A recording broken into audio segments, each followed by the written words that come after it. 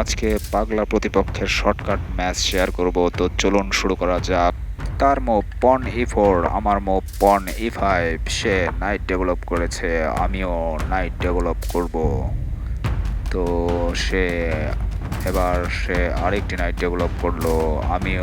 আমি একটি পন পুশ করব D6। এবার তার পালা, সে পন ডাবল পুশ করেছে একদম D4-এ।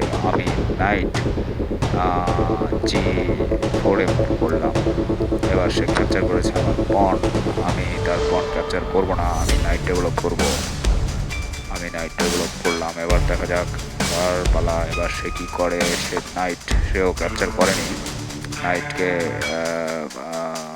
G5-এ মুভ করেছে। আমি তার পনটিকে ক্যাপচার করে নেব আমার D5-এ থাকা পনটি দ্বারা।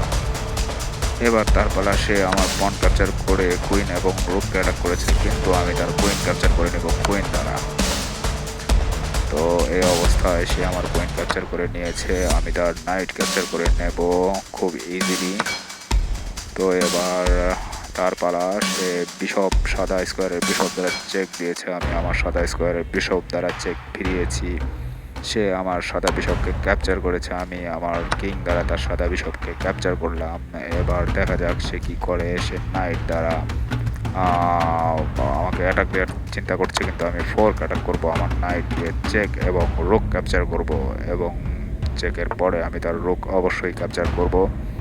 এবার তার পালা, সে আমাকেও একটি ফোর্ক করেছে এবং আমার রুক ক্যাপচার করবে তার নাইট দিয়ে, কিন্তু আমি তাকে ছাড়বো না।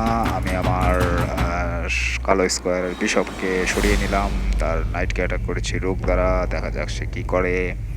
সে তো একদম পাগলের মতো মুভ করছে, আসলে নাইট মুভ কিং মুভ করেছে, আমি তার নাইট ক্যাপচার করে নেব রুক দ্বারা। এবার দেখা যাক সে কী করে। সে এবার যেটা করবে সে তো একটি পনকে 2 ধাপ মুভ করলো, আমি তাকে একটি চেক দিব। একদম পাগলের মতো একটি মুভ করেছে সে তার কিং নিয়ে এসেছে, আমাকে অ্যাটাক করেছে, কিন্তু কোনো লাভ নেই। আমি আবার ফোর্ক করব এবং তার রুক ক্যাপচার করে নেব।